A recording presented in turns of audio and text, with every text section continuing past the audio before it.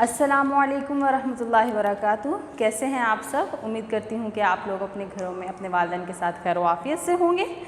आज का हमारा मैसेज है बेटा चुगली नहीं करनी। कल हमारा मैसेज था ग़ीबत नहीं करनी और उसके बारे में मैंने आपको बताया था कि किसी के बारे में उसकी बात को पीछे उसके बयान करना और आज हम चुगली के बारे में बात करेंगे। चुगली किसे कहते हैं? चुगली कहते हैं किसी इंसान की गैर मौजूदगी में उसकी शिकायत करना या उसकी बातें जो हैं वो दूसरों तक पहुंचाना। ऐसी बातें नहीं करनी जो इंसान में मौजूद हों या ना हों, वो उसकी गैर मौजूदगी में किसी के सामने बयान नहीं करनी। 6th क्लास आज का हमारा मैथ्स का लेक्चर है और आज हम स्टार्ट करने वाले हैं यूनिट नंबर 6। सेट्स का टॉपिक हमारा चल रहा है टाइप ऑफ सेट्स। हम सेट्स की टाइप्स पढ़ रहे थे और उनमें से कुछ हम पढ़ चुके हैं और आज हम अपनी टाइप्स में जो है वो 2 का और इजाफा करेंगे और ये हमारी लास्ट में आ जाएंगी। हम ज़रा पीछे से थोड़ा सा अपने लेक्चर को जो है वो रिवाइज़ करेंगे। हमने अभी तक क्या पढ़ा है। अभी तक हम जो है वो जो टाइप्स पढ़ चुके हैं उसकी एक छोटी सी लिस्ट मैंने यहाँ पर बना दी है। ठीक है, सबसे पहले है फाइनाइट सेट। ऐसा सेट जो कि जिसके ऑब्जेक्ट्स जो हैं वो काउंटेबल हों, ठीक है, जो गिने जा सके हों, जिसके अंदर जो एलिमेंट्स हैं वो इतने हों कि आसानी से गिने जा सकते हों, उसको क्या कहते हैं? फाइनाइट सेट कहते हैं। दूसरा सेट है इन्फिनिट सेट। ऐसा सेट जिसके ऑब्जेक्ट्स अनकाउंटेबल हों, मतलब कि काउंट ना किए जा सकते हों या ऐसा कि उसकी एंडिंग ऑब्जेक्ट जो है वह पता ना हो, उसे हम कहते हैं infinite set. Third one is the empty set. Empty set ऐसा सेट जिसमें कोई भी एलिमेंट ना हो, उसे हम एम्प्टी सेट कहते हैं, खाली सेट कहते हैं। आगे है सिंगलटन सेट। ऐसा सेट जिसमें सिर्फ और सिर्फ एक ही ऑब्जेक्ट हो, उसके अलावा कोई ऑब्जेक्ट ना हो, उसे हम सिंगलटन सेट कहते हैं। Equal set. इक्वल सेट्स होते हैं ऐसे 2 सेट जो आपस में इक्वल हो, उनके ऑब्जेक्ट्स जो हैं वो एक जैसे हो, चाहे उनकी तरतीब जो है वो ऑब्जेक्ट्स की आगे पीछे हो, उसे हम कहते हैं इक्वल सेट। Equivalent set. ऐसा सेट जिसके ऑब्जेक्ट्स की तरतीब सेम चाहे ना हो, ऑब्जेक्ट्स भी चाहे सेम ना हो, बस नंबर ऑफ ऑब्जेक्ट जो हैं वो सेम हो, उसको हम इक्विवेलेंट सेट कहते हैं। मिसाल के तौर पर अगर एक ऑब्जेक्ट में 4 ऑब्जेक्ट मतलब एक सेट में 4 ऑब्जेक्ट या एलिमेंट हैं तो दूसरे में भी 4 ही हों तो उसको हम इक्विवेलेंट सेट कहते हैं। आगे हम जो आज पढ़ने वाले हैं वो है subset of a set and super set of a set. ठीक है, सबसेट और सुपर सेट क्या होता है? ठीक है, सबसे जो है वो समझने वाली बात ये है बेटा कि सबसेट जो है वो क्या होता है? ऐसा सेट, ठीक है, जिसके तमाम एलिमेंट जो हैं वो किसी दूसरे सेट के भी एलिमेंट हों, वो दूसरे सेट का क्या कहलाएगा? सबसेट कहलाएगा। ठीक है, और दूसरे नंबर पर जो है वो हम इसको मिसाल से बयान करेंगे। इसकी मिसालें हम कुछ इस तरह से लेंगे। फॉर एग्जाम्पल हमारे पास एक सेट है द सेट ए, उसके अंदर एलिमेंट हैं 2, 4, 6, 8 एंड 10। ठीक है, और दूसरा हमारे पास जो सेट है वो है 1, 2, 3, 4, 5, 6, 7, 8, 9 एंड 10। ये हमारे पास 2 सेट हैं। ठीक है, अब ज़रा हम गौर करें तो हमें नज़र आएगा कि सेट ए के जो एलिमेंट्स हैं वो बी में भी मौजूद हैं। ठीक है, अब हम ज़रा इनको मैच कर लेते हैं कि कितने एलिमेंट्स जो हैं वो सेट ए के सेट बी में मौजूद हैं। ठीक है, सबसे पहले है 2 मौजूद है, 4 मौजूद है, 6 ये भी मौजूद है, 8 ये भी मौजूद है और 10 ये भी मौजूद है।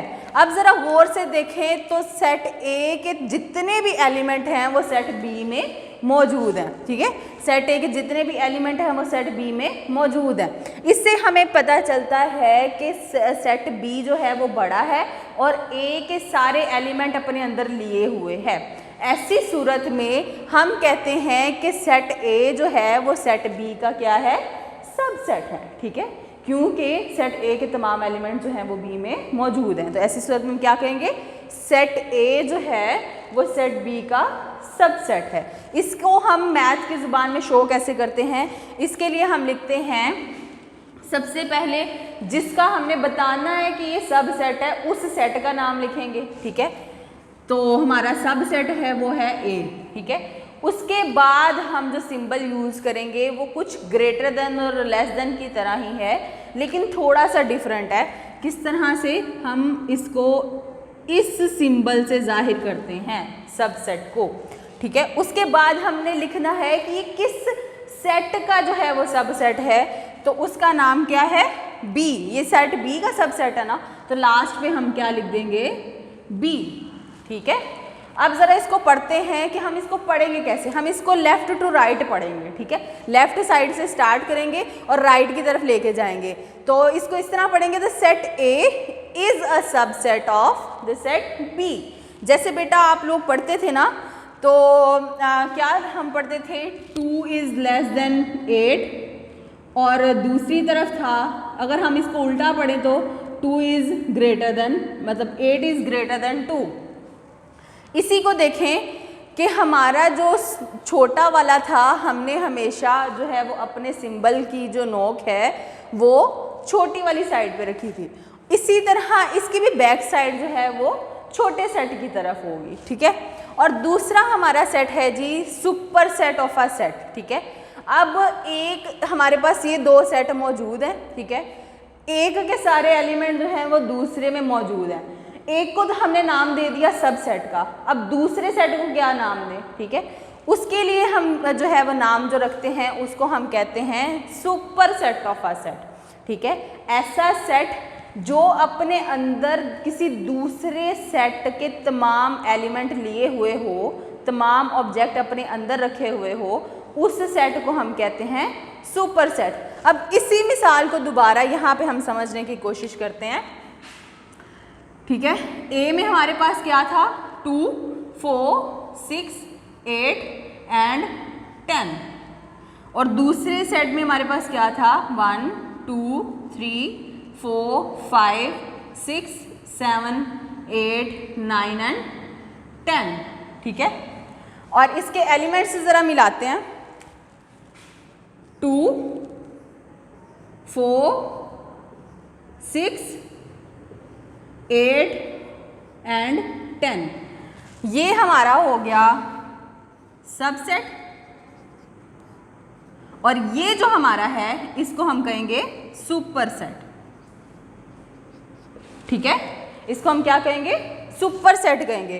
अब इसको हम मैथ्स की जुबान में शो कैसे कराएंगे, हम उसका ज़रा उलट जो है वो करवाएंगे। कैसे, पहले हमने सबसे पहले लिखना है कि सेट कौन सा सेट सुपर सेट है, सेट बी सुपर सेट है, ठीक है। किसका सुपर सेट है, सेट ए का, ठीक है। और अब ज़रा इस मिसाल को बेटा देखो, जब हमने दिखाना था कि 2 छोटा है तो हमने 2 पहले लिखा था और उसकी तरफ उसकी नोक कर दी थी और बाद में हमने 8 लिखा था। और जब हमने दिखाना था कि 8 जो है वो बड़ा है तो हमने 8 पहले लिखा, 2 बाद में लिखा और उसी सिंबल को हमने उल्टा कर दिया, जिससे हमें पता चला कि 8 जो है वो 2 से बड़ा है। यहाँ पे भी हम ऐसे ही करेंगे, ठीक है। पहले जब हमने दिखाना था कि ए छोटा है, सबसेट है, और बी, तो हमने कुछ इस तरह का सिंबल लगाया था।